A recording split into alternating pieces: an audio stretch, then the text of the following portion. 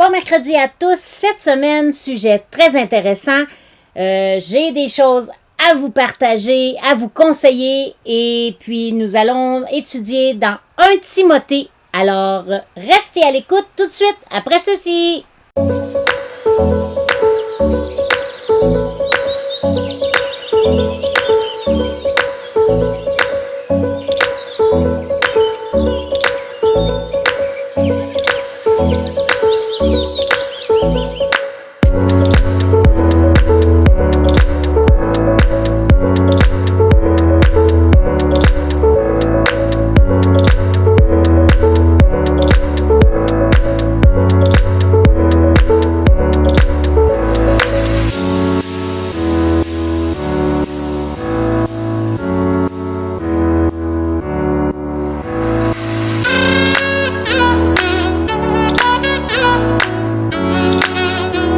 Donc, j'espère que vous avez passé une bonne semaine à date et puis que vous êtes en forme aujourd'hui. J'espère que vous n'avez pas été trop déstabilisés par la petite neige pour ceux qui en ont eu hier.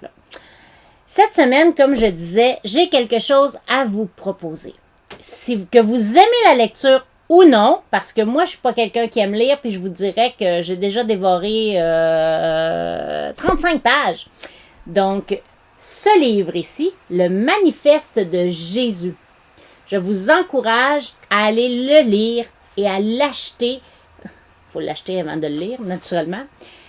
C'est vraiment bien fait et c'est vraiment intéressant. Comme je vous disais tantôt, je suis quelqu'un qui a de la difficulté à lire, puis celui-là, à date, là, j'ai bien aimé commencer à le lire. Donc, je vous encourage, allez vous acheter ce livre-là, le Manifeste de Jésus. Ceci dit, commençons maintenant avec qu'est-ce que je voulais vous parler cette semaine. Dans 1 Timothée, si vous avez vos Bibles, allons lire ensemble.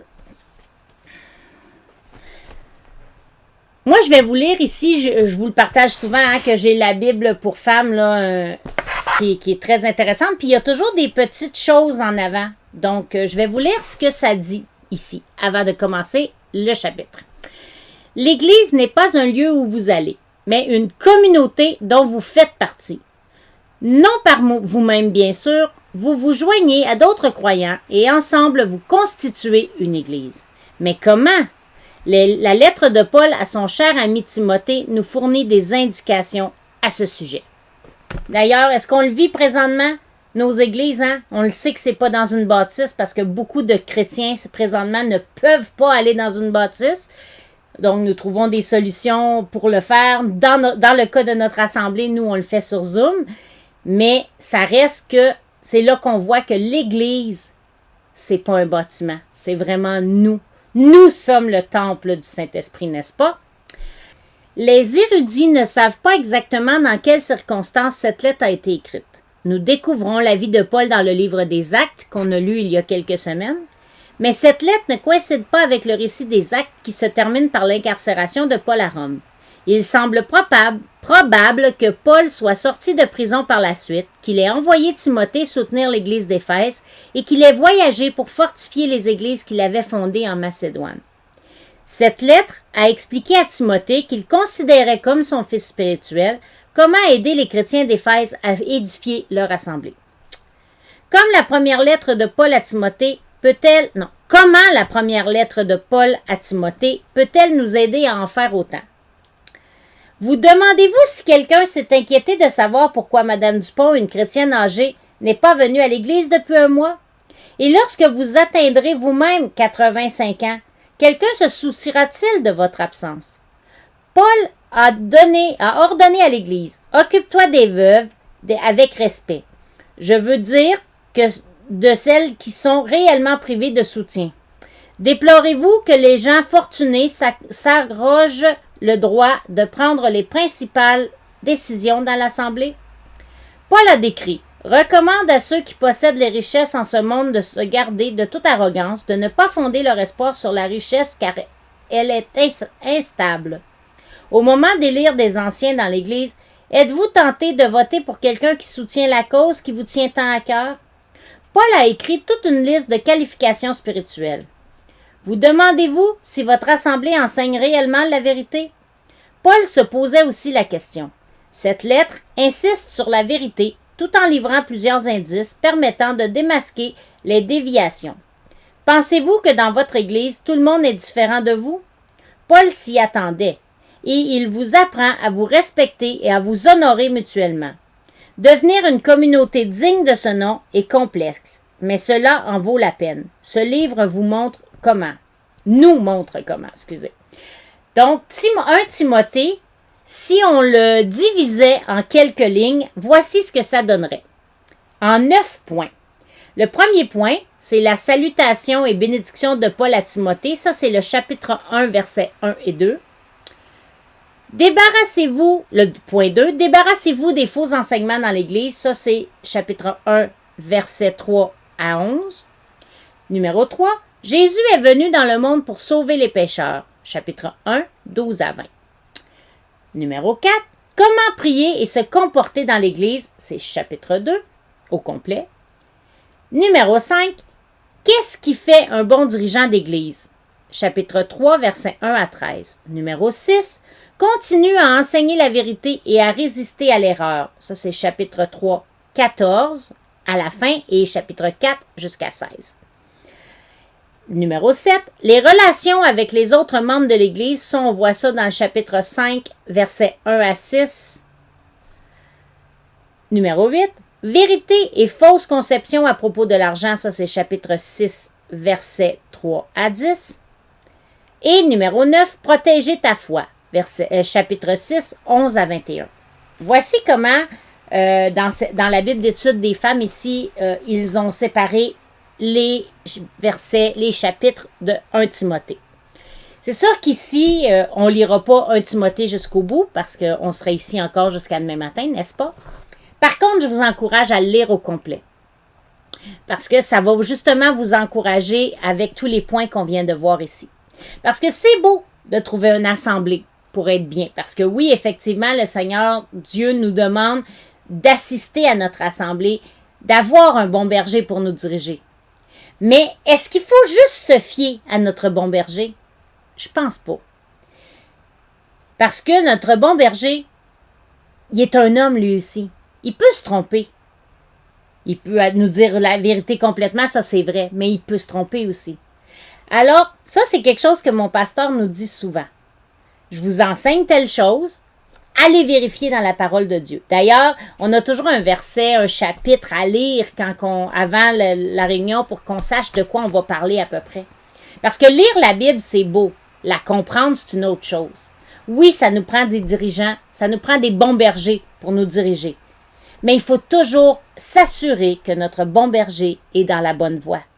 Je vous encourage à vraiment vous appuyer sur la parole de Dieu pour vous assurer que vous recevez vraiment de bons enseignements et non de faux enseignements.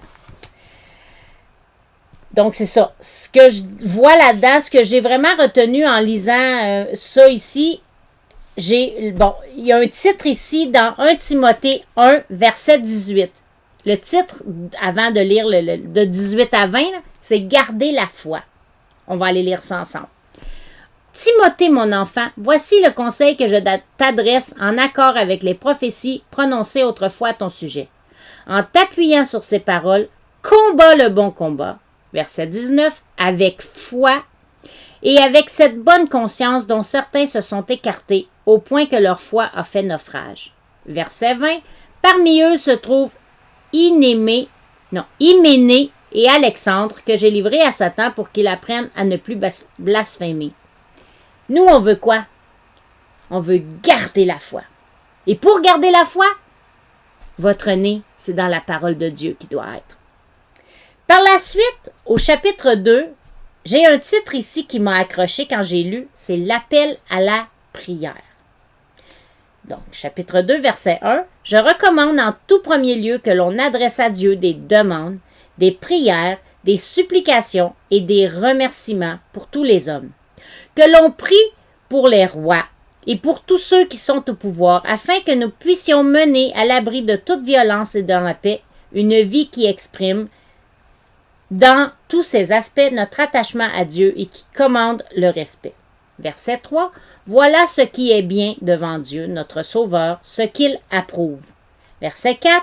Car il veut que tous les hommes soient sauvés et parviennent à la connaissance de la vérité. Verset 5. En effet, il n'y a un seul Dieu et de même aussi un seul médiateur entre Dieu et les hommes, Jésus-Christ. Verset 6. Il a offert sa vie en rançon pour nous. Tel est le témoignage qui a été rendu au moment voulu. C'est pour publier ce témoignage que j'ai été institué prédicateur et apôtre. Je dis la vérité, je ne mens pas. Ça, c'est pas moi qui le dis, là, c'est la parole de Dieu, c'est Paul qui dit ça. Pour enseigner aux non-juifs ce qui concerne la foi et la vérité. Qu'est-ce que ça nous dit ici? Qu'est-ce que vous avez retenu? Surtout dans les temps où on vit présentement. Ici, nous, au Québec, là, parce que je sais que j'ai des gens qui m'écoutent au Nouveau-Brunswick, j'ai des gens qui m'écoutent en Ontario, mais ici, au Québec, là, puis vous aussi, là, au Nouveau-Brunswick et en Ontario, là, vous avez un premier ministre qui dit des choses, qui prend des décisions. Ici, nous autres, au Québec, on est en train de passer, là, justement, au travers un 28 jours là, concernant la COVID. Bon, je ne rentrerai pas dans les gros détails, mais je pense que vous, les Québécois, vous savez que présentement, ils nous demandent de rester à la maison, de faire le plus possible, moins de visites et blablabla. Hein, j'ai pas besoin de tout vous dire ça. Qu'est-ce que ça disait ici?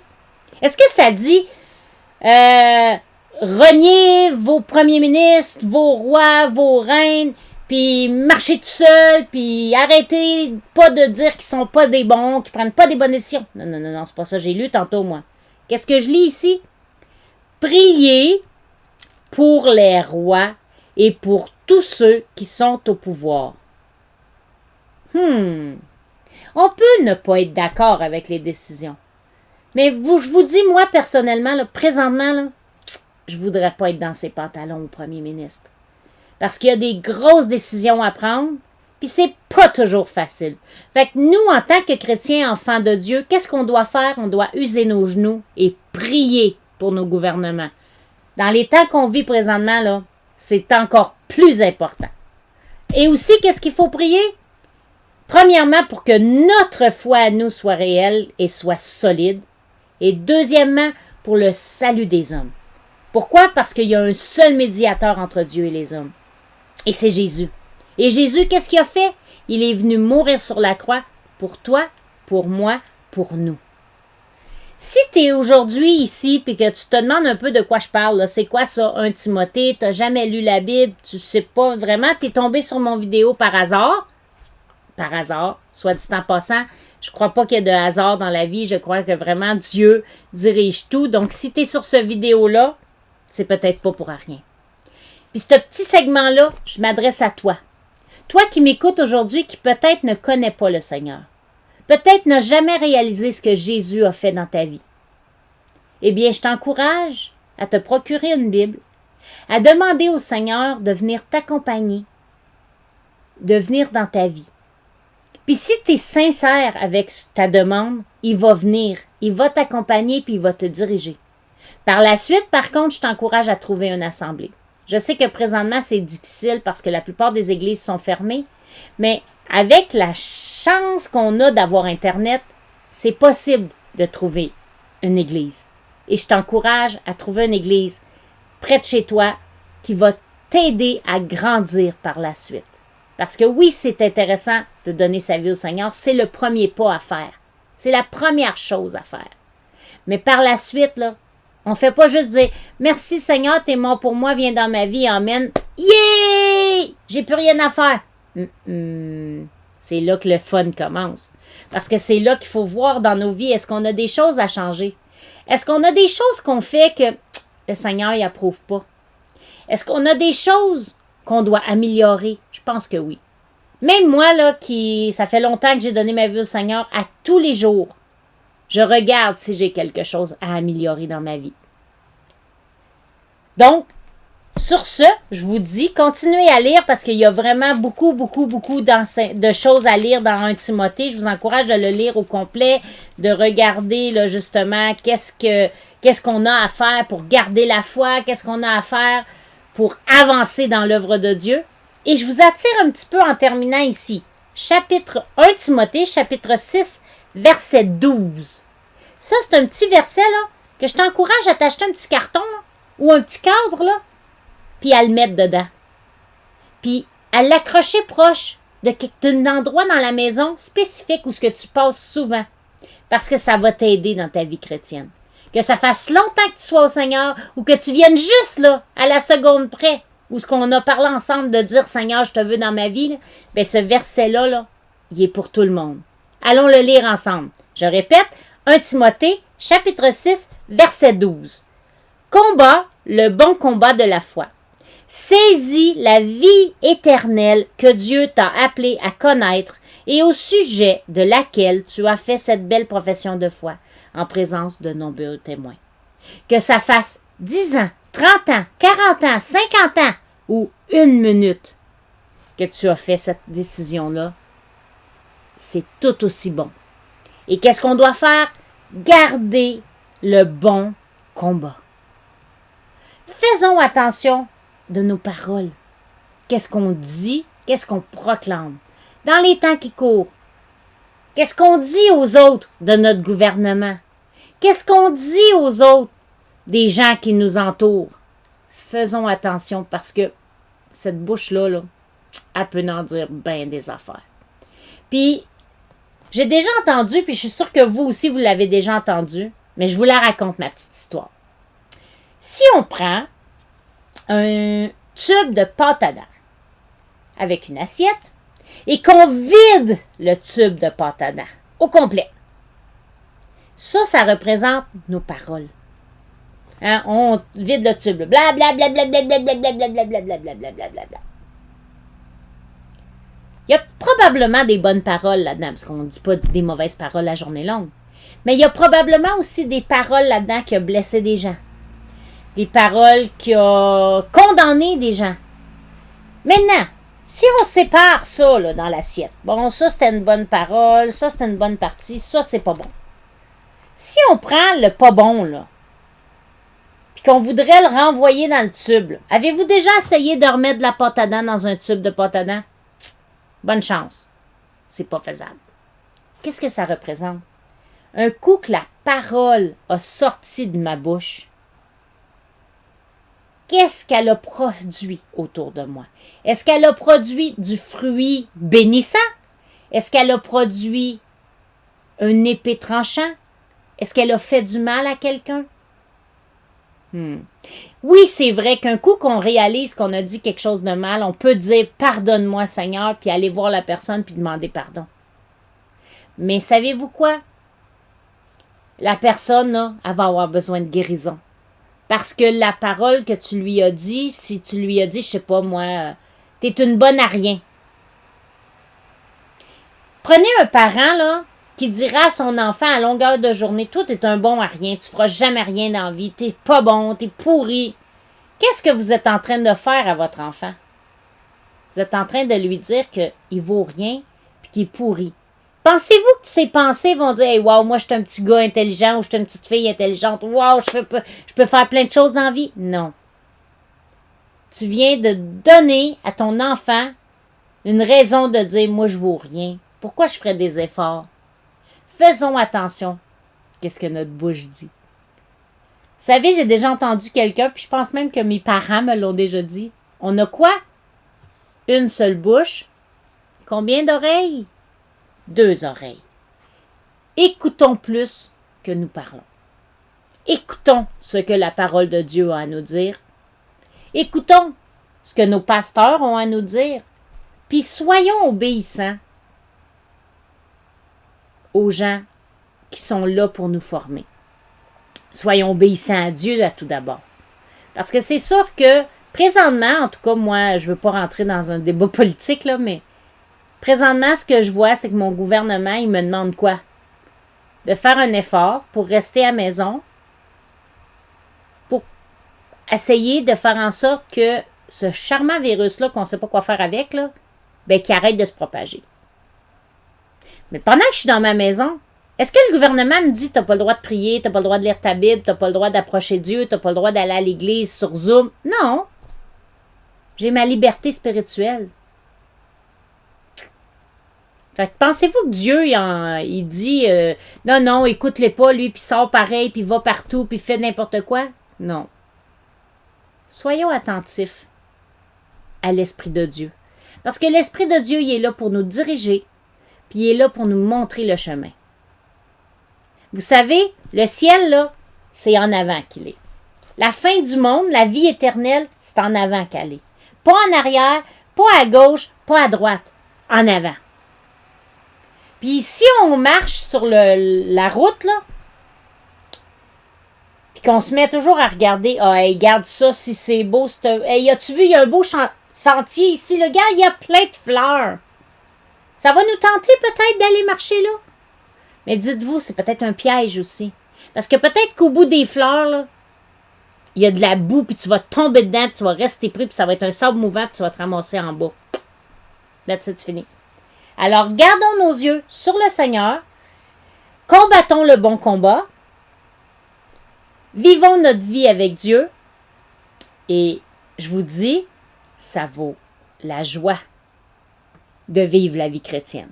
Donc, en conclusion cette semaine, nous allons terminer avec ce très beau chant qui dit « Jusqu'au bout, je veux te suivre, dans les bons comme dans les mauvais jours. » Et je vous encourage, gardez la foi, combattez le bon combat. Et je vous encourage aussi à lire votre Bible. Je vous remontre encore le manifeste de Jésus. Puis pour ceux qui auraient de la difficulté comme moi là, à lire votre Bible, là, ben il y a un autre très beau livre aussi que j'ai reçu, que j'ai acheté et que je vous encourage. Les livres de la Bible. Qu'est-ce que c'est les livres de la Bible? C'est tout le Nouveau Testament. Mais, tiens, on va aller dans 1 Timothée justement. Je viens de le passer. Voyez-vous? C'est tout écrit comme un vrai livre. Pas de chapitre, pas de versets. Donc, ça se lit comme une histoire. Ça aussi, je vous encourage à avoir ça. Et, en dernier, qu'est-ce que moi je fais pour m'aider? Un beau livre. N'importe quoi, là. Moi, je l'ai acheté au Dollarama. Et c'est ça, je trouvais que c'était beau, les happy moments, parce que quand on suit le Seigneur, on a des happy moments. Fait que, qu'est-ce que j'ai, moi, avec moi, quand que je voyage, que je vais au travail, ou que je m'en vais pour plusieurs jours, ou sinon dans mon bureau? Donc, j'ai ma Bible, mon autre Bible. Là, présentement, j'ai mon manifeste, et j'ai mon cahier pour prendre des notes. Avec ça, là, on est full equip, comme on dit en anglais. Alors, allons écouter ce chant ensemble. Soyez bénis. On se revoit la semaine prochaine et que Dieu vous bénisse. N'oubliez pas, vous pouvez partager en grand nombre la vidéo. Vous pouvez aimer la chaîne. Vous pouvez activer la petite cloche pour que vous puissiez recevoir à chaque fois qu'il y a une nouvelle vidéo. Mais en gros, il y a une nouvelle vidéo tous les mercredis matins et aussi les vendredis matins avec Madame Sylvie pour vos charmants beaux petits trésors. Madame Sylvie et ses amis les vendredis matins. Les vlogs de Sylvie les mercredis. Alors, je vous encourage, partagez en grand nombre, soyez bénis. Et si vous voulez m'écrire, soit dans les commentaires ici en bas, si vous n'êtes pas gêné que tout le monde voit vos commentaires. Sinon, si c'est des choses que vous voudriez garder en privé, que vous ne voulez pas que tout le monde lise, mais que vous aimeriez partager, gênez-vous pas. Écrivez-moi au misyl2009@gmail.com. Ça va me faire un plaisir de vous lire. Et puis, ça va me faire un plaisir de continuer à vous aider, à vous répondre. Laissez-moi vos coordonnées. Je vais pouvoir soit communiquer avec vous. Si vous voulez par téléphone, vous pouvez me laisser votre numéro de téléphone. Sinon, écrivez-moi votre courriel. Je vais vous répondre. Ça va me faire plaisir. Que ce soit pour des sujets qui vous tiendraient à cœur, que vous voudriez qu'on partage ensemble, ou que ce soit des requêtes de prière ou quoi que ce soit. Gênez-vous pas. Alors, bonne semaine, bye bye et que Dieu vous garde.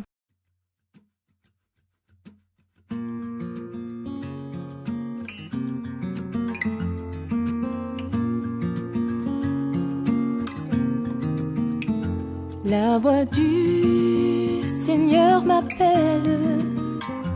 Prends ta croix, viens et suis-moi.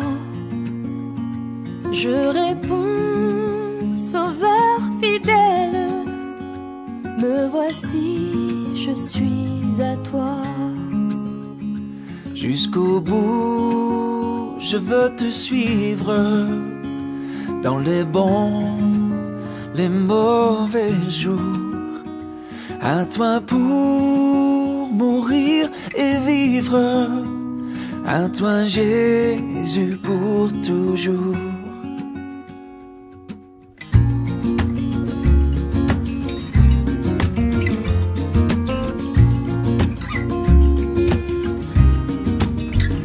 Jésus donne grâce et gloire pour le suivre pas à pas.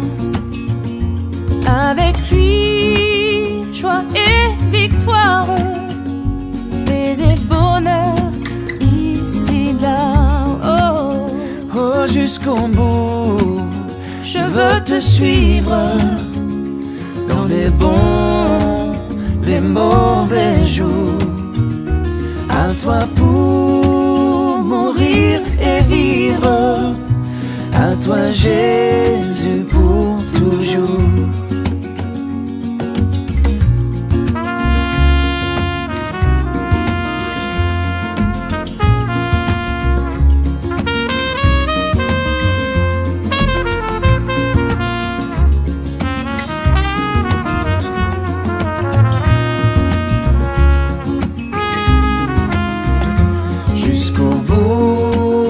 Je veux te suivre dans les bons, les mauvais jours. À toi pour mourir et vivre, à toi Jésus pour toujours. Jusqu'au bout, je veux te suivre dans les bons, les mauvais jours. À toi pour mourir et vivre, à toi Jésus pour toujours. Oui, à toi pour mourir et vivre, à toi Jésus pour toujours. Oh.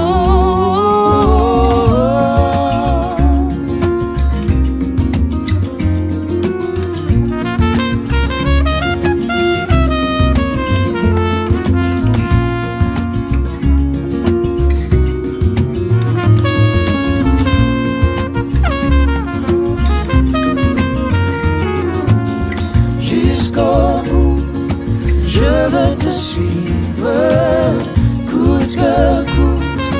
Je veux te suivre jusqu'au bout. Je veux te suivre, coûte que coûte. Je veux te suivre.